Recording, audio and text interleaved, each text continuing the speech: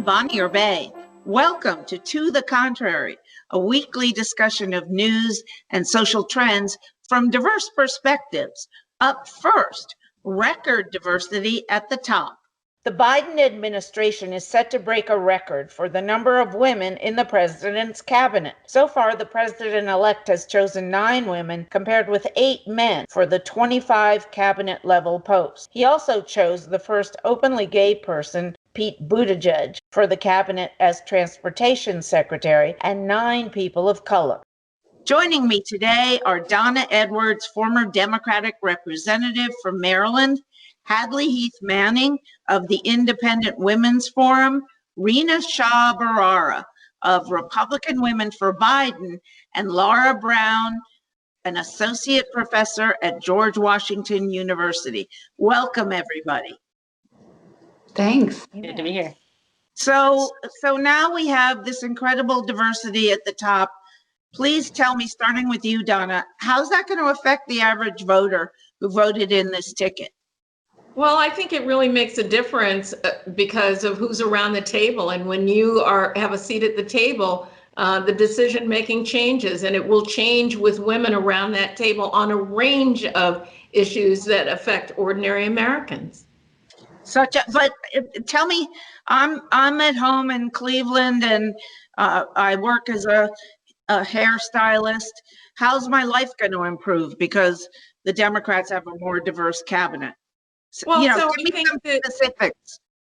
I think that, for example, if you're concerned about taking care of yourself and your families, you will know that there's, a mom sitting around the table who just happens to be the Secretary of Energy, Jennifer Granholm. If you are a worker and you're working for minimum wage, there are people around that table who've worked for minimum wage before. And so that makes a difference in terms of how decisions are made that impact your lives. The conversation changes when women are fully invested in the decision making.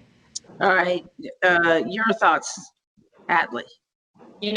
I'm so happy to see so many women contributing to leadership positions at the federal government in all 3 branches of government. And we see a lot of diversity. We've seen more Republican women of Congress being elected this year, and they represent a lot of diversity, whether it's different racial backgrounds or different achievements. We have the first female graduate of the Citadel now serving in Congress. And so those different perspectives will matter as they bring their life experiences to Congress, to lawmaking, and of course, policymaking in the administration. So I think it's worth celebrating. And as a mom of a young girl, I can say, look, here's a lot of women you can look up to who are serving our country. Rena, your thoughts. Well, similar to Hadley, I'm also a mom of a young girl, 2 of them. And so it's important for us, right, to have a world that is at least working towards reflecting the diversity of what is really the American electorate. And we see women in the workplace now more than ever before. I think to myself that this pandemic has really highlighted a big problem. And the problem has been for a long time. American society and our leaders do not know how to serve the American working woman. It's a modern problem. And so when we see them grow in the ranks in the executive branch, for example, a place in which they've been largely not present in previous administrations, whether you look at whichever side of the aisle they were on. So when we see that and we see them grow in numbers there, what do we get? We get number 1, which I think is most important. It has nothing to do with gender, which is really less groupthink. We push back on groupthink. That's what I was most concerned about, because presidents are surrounded by people who are oftentimes the yes man. I think we've seen that in this administration. But largely what we'll see in the diversity reflected in the staff, genders, ethnicity, geographically even, we will see that the president and the vice president-elect will be better served in their administration. And that's a great thing for our young girls in the future. And Laura, do you think a diverse cabinet will help unite the country or make the people who are afraid of the browning of America, many of whom were Trump supporters, even more nervous? Well, let me say a couple things. First, it's important to realize that the studies that have been done by the Harvard Business School, by McKinsey as a consulting company, have shown that when you actually have diversity within the C-suite, it really does actually impact the performance, and you do see better results. And this gets to your question. I believe that trust will be built across the aisle as the results come in and as things actually do change. I think the most important thing that any political administration has to do is not just talk about what they want to do, but do what they say they will be doing. And we build trust in interpersonal relationships, in familial relationships, and in politics by delivering on what it is we say we are going to do.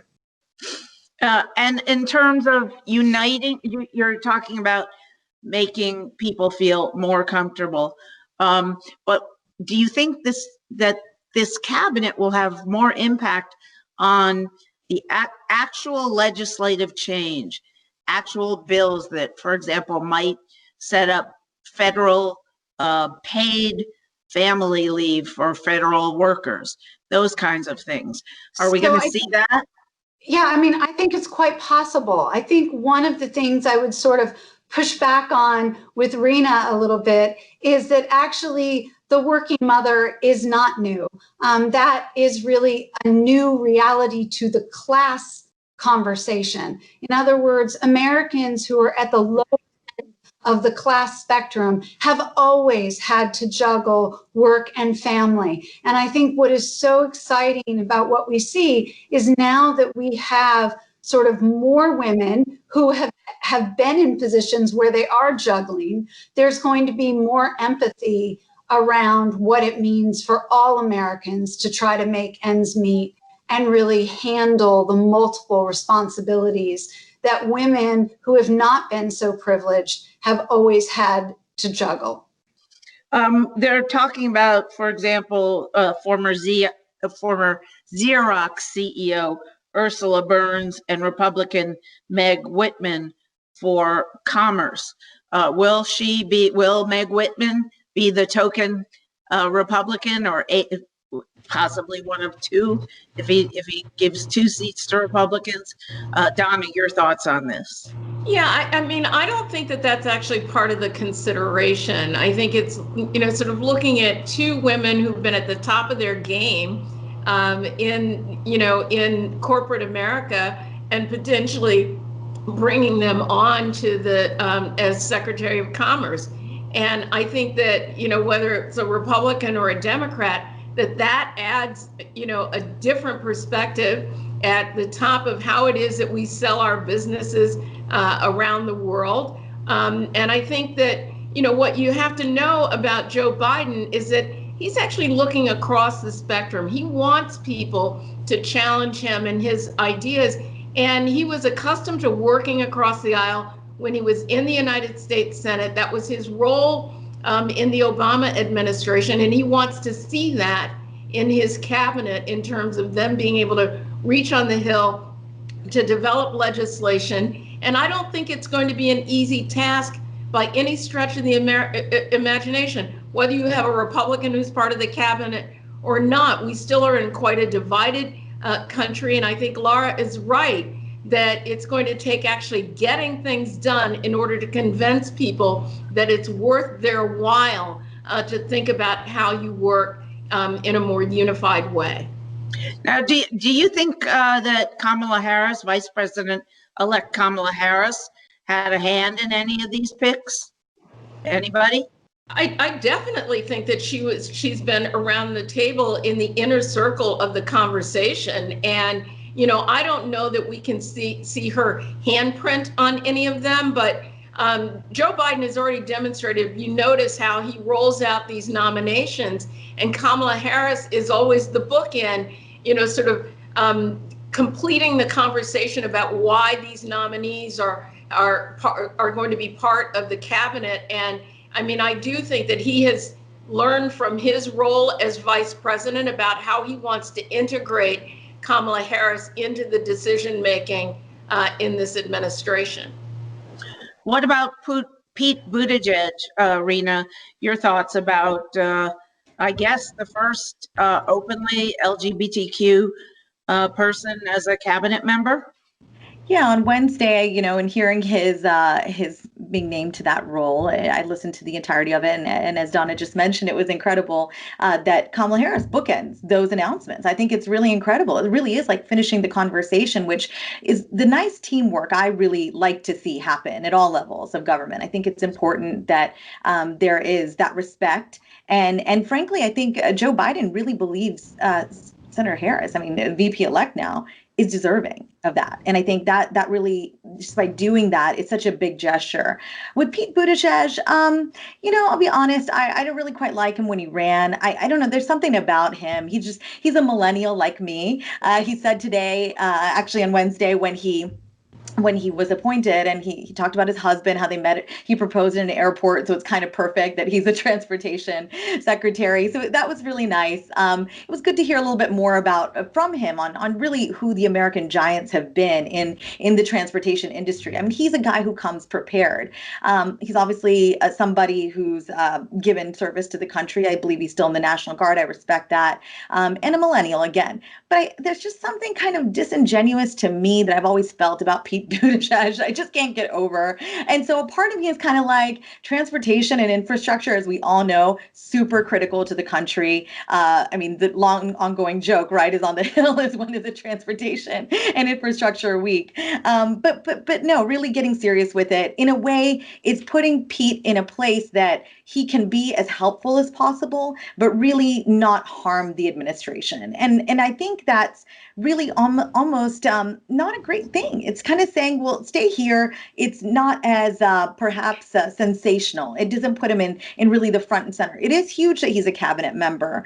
But I really think that the women who would, for example, the commerce conversation a second ago, I mean, whether you're a Republican woman who's been a CEO like Meg Whitman, or, you're somebody who on the Democrat side who's been incredible or who was passed over recently. I think of Michelle Flournoy, for example. I just think these are decisions that are being made with a lot of consultation. They've been given a lot of thought. But I really, really hope that, for example, for Meg Whitman, I just don't want this administration to keep going for the most perhaps obvious choices. Meg Whitman, for example, just because she's a Republican woman, and look, I'm an equal opportunity insulter Well, at and this she point ran in my for the political Senate. journey. Yeah, She just sabotaged Quibi. $2 billion. She just did that this year. She should not be rewarded with a secretary role. I mean, I think we need to go a little deeper. And I trust that the Biden-Harris administration will do it after these big roles get named, when they have a little bit more time to name some of the other roles. Lara, last question to you. President Trump sort of governed by executive orders. And a lot of those, because he couldn't get cooperation from the House during most of his term, just as it seems unlikely that President President-elect Biden will get much support from the Senate, and the Senate is going to block all kinds of programs. But for example, along the wall, Trump has construction workers 24 hours a day, destroying natural habitat, important, along the Mexican border, building a wall and roads and everything else in areas where people normally don't go. How long will it take Biden to get rid of that kind of stuff that was ordered by executive order? So it's really important to understand that executive orders have been used by presidents really for at least the last decade in a pretty substantial way. I mean, this doesn't just go to President Trump or to President Barack Obama, but it also dates back to President Bush in the wake of the Democrats winning the House and the Senate in 2006. So this is the way presidents have seen that they could do things. But more important, it also is true that executive orders only last as long as you are the executive if your successor chooses to repeal them. So they are not permanent means of governing. They are, in fact, I would argue, sort of secondary or subsidiary ways to govern. And I would really encourage a President-elect Biden, soon to be Biden-Harris administration, to spend more time looking to pass things through the legislature so that any law that does get put in place can have some sense of permanency. And yes, it is true. The Republicans will have more clout on Capitol Hill because they did win House seats and they are likely to retain the majority in the Senate. But I don't think that we can say that there is kind of one partisan way that the country obviously wants. It is clear from this election that the country wants our government to come together, fashion bipartisan compromises, and find new solutions. And I do believe that a Biden-Harris administration is up to that task. Well, but let me ask you, Laura. You say the country wants. I see a very divided electorate, 74 million of whom voted for the most arch conservative, beyond arch conservative, and some would say with mental issues going on, president in the history of the United States. And then just about 100 million voted for Joe Biden. What does that mean? They want everybody to come together, or does it mean they each want their own? I would say that in some ways, the results could be seen as more of an anti-incumbent vote. Yes. Just an anti-Trump or an anti-Democratic vote. I think there was something of a rejection at the down ballot of sort of a Nancy Pelosi, Chuck Schumer, Democratic ideology. And I think at the top of the ticket, there was a rejection of Donald Trump's chaos and craziness. And I would just say that when you sort of parse what is going on, we did not walk away from the 2004 campaign and say, gee, John Kerry got more votes than Al Gore. I guess John Kerry's Democratic Party is really the Democratic Party that should move forward. But people are saying that about the fact that Trump actually earned more votes now than he did in 2016. We have to recognize that in many ways, the dynamics we saw in 2004 are similar to the dynamics we saw in 2016. Largely because the Electoral College inverted in the election before. So I do think we're going to see a different kind of governance. And quite frankly, as I look out at the country, I think that we are very split in a similar way to where we were after the 2000 election. And George W. Bush as president failed to, in fact, pursue a more bipartisan governance strategy. And that's why Jim Jeffords changed parties. So we have to remember that I think the people only have a choice of for or against.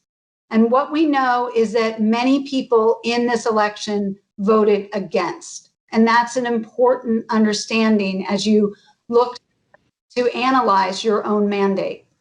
If I could chime in here, Bonnie. Well, it's time. I'm sorry. We need to switch topics. We're running terribly long. But from applauding women in government to fining them. The female mayor of Paris says she's, quote, happy to be fined for naming too many women to her staff. A 2012 mandate calls for a 60% cap on, as the French say, any one-gender appointments to senior positions in any government agency. Mayor Anne Hidalgo appointed 11 women and 5 men to her senior staff, making it 69% female. Hidalgo says she'll personally deliver the check for 90,000 euros to the Ministry of Public Service. Okay, Hadley Heath, Mayor Hidalgo in France. Do you think from her actions that we will see a day when there are more women in politics and in big positions in politics than men? Oh, I think it is absolutely, without question, a trend that we're witnessing, that the numbers of women are swelling at every level of government across the world. That's a trend that I said, again, worth celebrating. It's interesting to me that this quota rule in Paris seems to now be backfiring on women, with a limit on women, and we should never put limits in terms of what women can do, or men for that matter. And we at Independent Women's Forum are critical of gender quotas for a variety of reasons. We think they undermine women's success. But in this case, here's yet another reason to simply let women's progress and women's influence in government and in other areas like corporate boards grow naturally and organically. We've been watching, for example, women growing in the ranks of our educated workforce. Now, a majority of the workforce, the college educated workforce in the United States, is female. More bachelor's, master's, and doctorate degrees are earned by women. And so I think it's simply a matter of time before women can reach the pinnacle of every profession and have the representation that reflects who we are in the population. Donna, quotas throughout Europe in government to assure that women are at least a certain percentage of corporate boards, for example, have worked really well. This one, not so much. So is that a signal that we're beyond the time where we need quotas? Well, I mean, I think, first of all, if you look in the United States in terms of governing, even though we've now have record numbers of women in the Congress, record numbers of Republican women who were just elected in this past election, that it's still only barely a quarter, not even a quarter of our Congress and of our Senate. And so we still have a long way to go. We see that in C-suites across the country as well.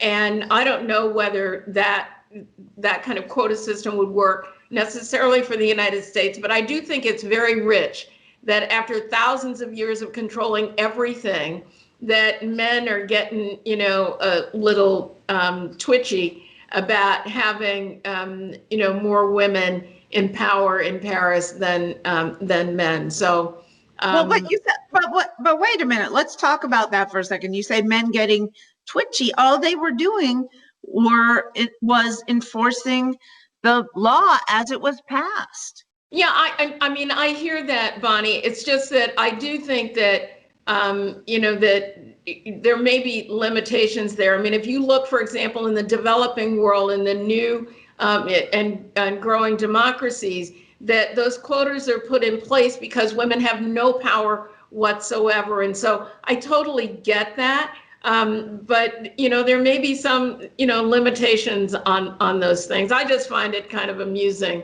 that the response from men is like such overwhelming, cries of discrimination. They've had control of things for a really long time.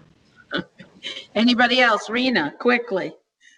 This is a perfect opportunity to talk about something I love, which is ranked choice voting, because I am not a fan of quotas, but I love ranked choice voting as a systems reform because there's just been so much good research done about it. And I think it's something that people across the political spectrum can get behind.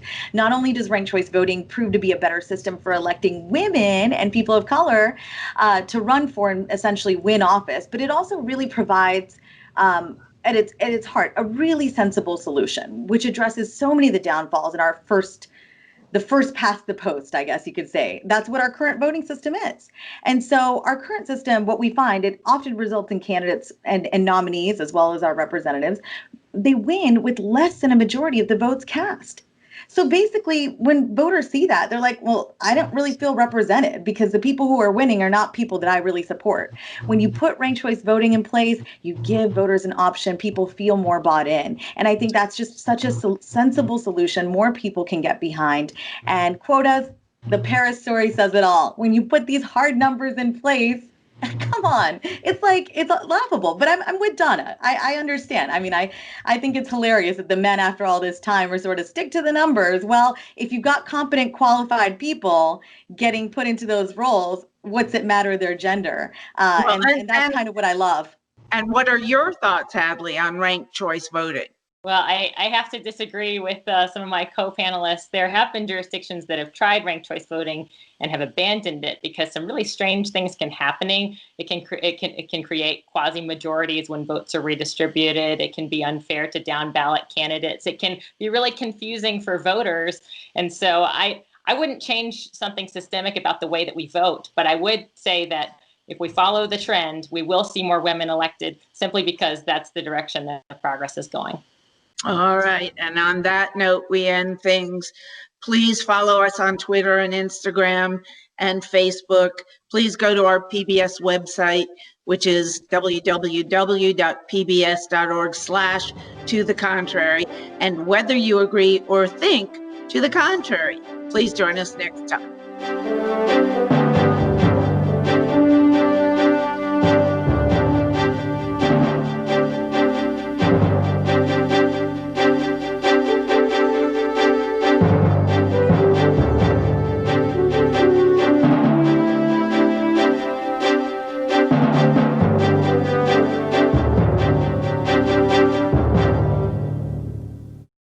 Funding for To the Contrary provided by the E. Rhodes and Leona B. Carpenter Foundation, the Colcom Foundation, and the Charles A. Freoff Foundation. For a transcript or to see an online version of this episode of To the Contrary, please visit our PBS website at pbs.org/To the Contrary. Be more. PBS.